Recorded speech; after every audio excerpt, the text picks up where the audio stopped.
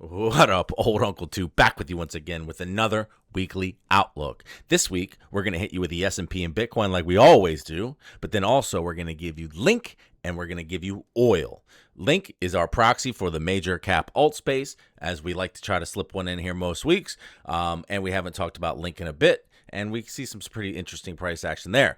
On oil, I think it'd be a good idea, not only because of geopolitical events, but because the chart is in a very interesting place.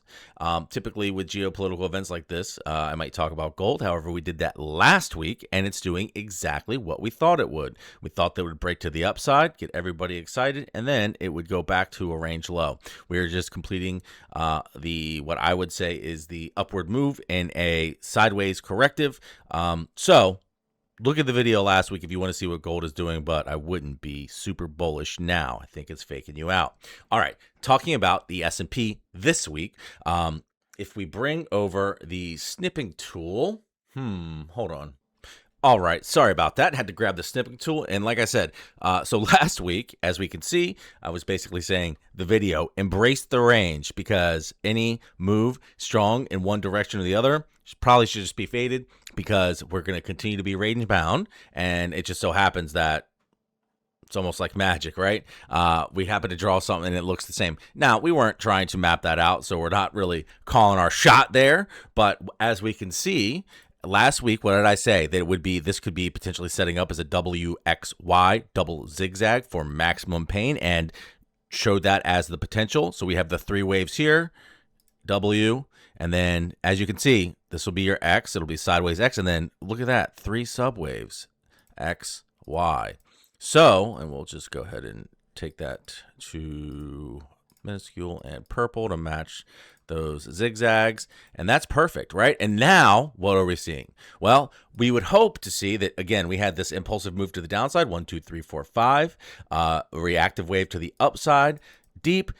So maybe we only do get to test or just take out this low. As you can see, I'm lining up that we don't want to break there, because if we break there, we go here. More on that in a moment. So this is actually setting up just to take us down to that last painful spot of taking you to the edge, which is always the best place to make money, right? So let's see, 1 2 3. 1 2 3. This could potentially be another three-wave move to the downside, and then we continue on horizontally. And that would be the case. Maybe we would be something, if that would be 3 3. A, B, C, D, E. Maybe there's a triangle to the side before it breaks down. That would actually be okay. It would be more pain and annoyance to the sideways move, but it would give us a triangle which we could anchor ourselves on, because the triangle precedes the final actionary leg in whatever pattern that it's in, meaning that the leg after it should be a C.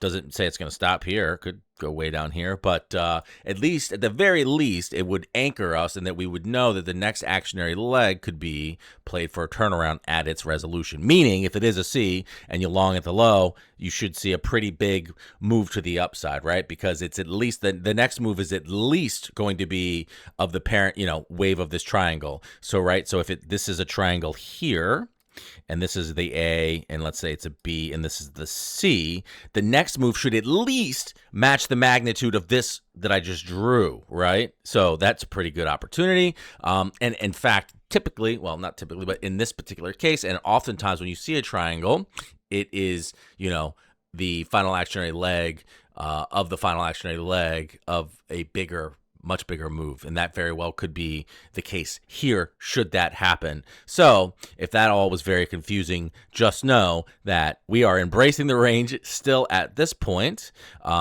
We would like to see price come down and test this area. We could see for the week that our low has been put in, and if that is the case, I would strongly think that we would remain sideways before we do test low. I think that the bottom of this range needs to be tested just a little bit more than it has before we can really go up to give it a good shot to get out again, or break this low and move lower. So I think at this point, we've been going sideways long enough, and I always like to say, the longer you fuck about, the more likely you are to resume the trend of the next large degree. Well, we've been fucking about, and the trend is up. So I don't take this the wrong way, but I believe that we need to highlight that if we break out of this bottom, of this low, then we have, the next target is here, at the very least, right? So if it holds, very good opportunity to take a long. If it breaks, put city, I think there's a lot of opportunity setting up one way or another to play the other side of this range, and that's where we're at. But in the immediate term, I'm thinking that we could be getting even more collapsing price action, triangular shapes coming in because we see three-wave potential move completed here. If not, we need to break to the downside quickly, but it feels like we're going to squeeze out to the side some more before we do break down, and that is where I'm at on this chart. Okay, getting into Bitcoin. All right, so basically, you guys know that we've been waiting, in my eyes, to finish a resolve account within here, and as I had said last week, that there was not really, I've said multiple weeks, there's not really a look of any sort of resolution, especially when we were here. I said we had what appeared to be 5 swings, which couldn't be corrective, right? I sort of debunked a triangle theory, which I think we have clearly debunked. It was never going to be a triangle if you play probabilities, and that's all we try to do here. Now, what is it doing? It is continuing to look very confusing. We have 1, 2, 1, 2, 3. Like, what is this wave? What are these things? To me, this is 3 waves, probably through. This might be impulsive, but here's what I do know is that price is very, this is going all the way back to the TA 101. This is a bull flag. After a big move down, we are strong move off the low and sort of drooping to the side. Now, if it breaks to the downside, I think it melts. But it's starting to, not starting. It's still it's very corrective. If you go back and look at the history of prices of all charts, you'll see that this is very typical for the area of a low. Now, remember, I always said, or I always do say that, if you're going to say start a longer term position or get out of a longer term position, there's nothing wrong with doing it on a 3 extreme. Remember, we were buyers here, right? Even though we think that there is another low, but there's this especially in Elliott wave, there's always this one more leg syndrome, and I think it's all types of charts, all types of analysis, but we don't want to get caught up in that. So while I do believe that we will still break to the upside, break to the downside, being an impulse here, like this is probably, I would say, almost assuredly not a 4 anymore. So I'm not exactly sure how we would call that to fit the best. We have seen some bottoming events of late that do kind of finish on a 3 like that. But as of right now, I'm highly interested in the long out of this should we break to the upside. And the longer we just grind down and hold this corrective channel, the more I'm going to just expect it to do what we need it to do, right to the MZ at the bottom of the zone. Right for the members this week, I said that this would probably be a good spot for the low of the week, and that turned out to be the case. Let's see.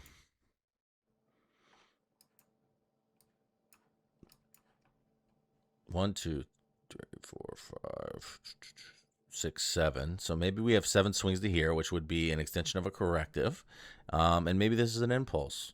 So it's just it's a very tough chart right now, boys. But I do like what I see here.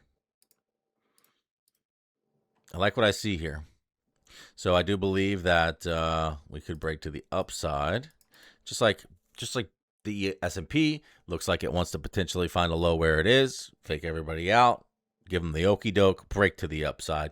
And if we break out of this downward channel, then yeah, I'm going to target something like this area,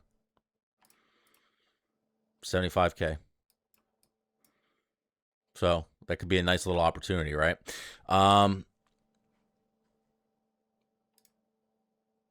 by no means am I telling you that this is what I'm going to do, but just think about it. Where's the, okay, I can't find my stuff.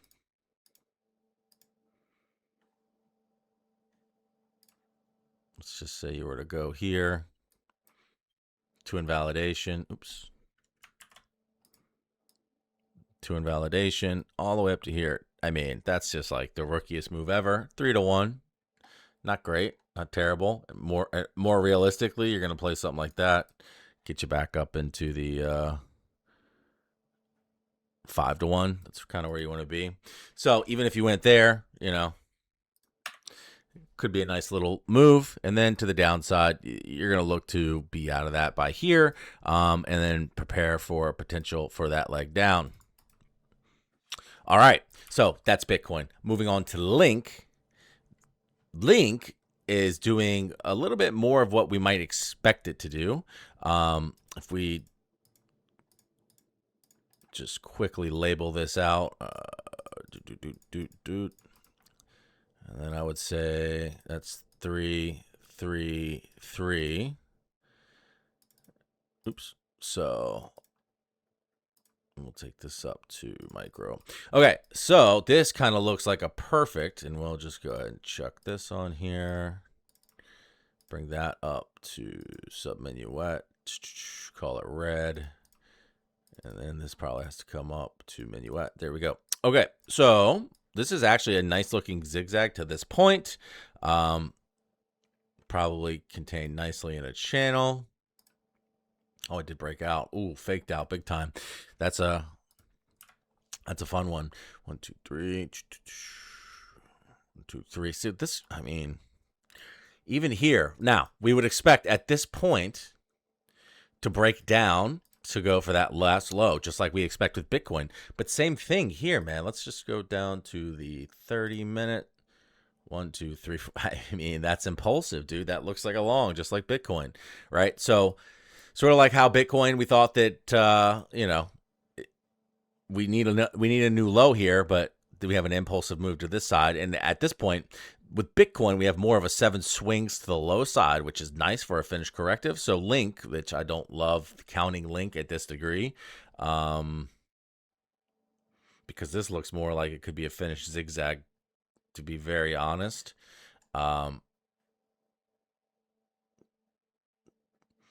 But right now, I see this as 5-wave move. So if this would empower the Bitcoin idea right to the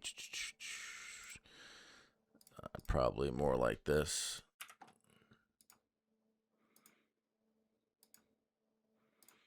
So, I mean, a 1-to-1 move for that to make that a zigzag to continue our pain to the side.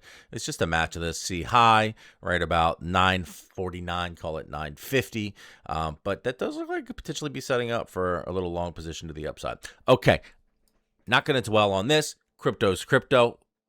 Both of them, or let's say crypto looks like we could be in for a bit of a short term, you know, this is a weekly outlook, very short term long position. The S&P, same thing. So these things are all starting to correlate. We like that very much. Talking about long positions, oil. So I've been long VDE, which is an oil, or it's an energy ETF, but you know, mostly oil. Since last year, I think. Wish I had more. That's always the case, right? When it does well, up 30% on that position. But the reason that I don't actually have more, it's a decent position, but the reason that I don't have more is because I saw that oil should be returning back to, you know, the low of this corrective channel. It never tested it. Normally, that's what you expect, but that's normally. And normally, when normal is wrong, what do we look for? Well, we would look for basically to exit the corrective channel. Now, that doesn't mean if we exit this corrective channel, it could turn into a sideways style. It doesn't, it's not exactly setting up in a way that it would do that. But sideways style would take you here before bringing you back down here. The pain to the side. Typically, when you're going to get that sort of drawn out reactive wave, the reactive wave within that is not like this. But, you know, I don't typically always chart oil.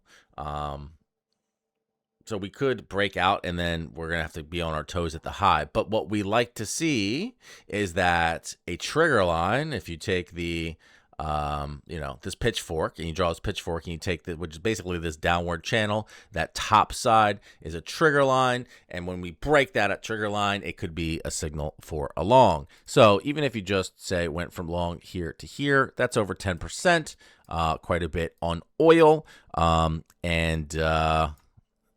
This has always been the plan to play out to the upside eventually when it finishes here, that energy is going to get much more expensive.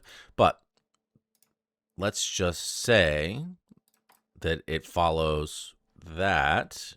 We're looking at roughly a 50% increase from here, $130 a barrel. So oil could be very interesting.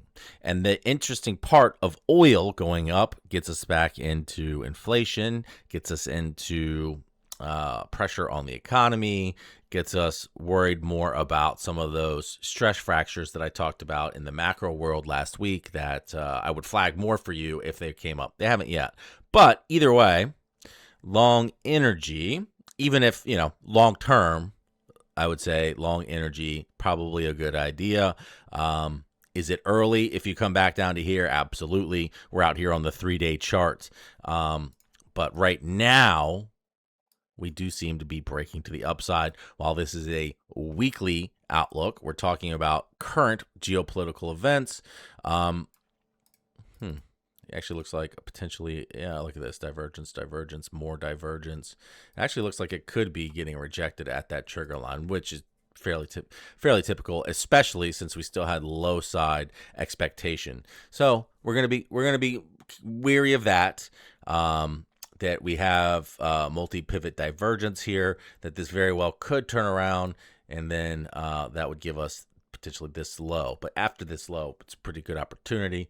But I wanted to talk about it because of the war, I guess we could say. And then, of course, this breaking of the trigger line, always something important to talk about. So, all right, boys, that's the outlook this week. I'll get you next week. Toot out.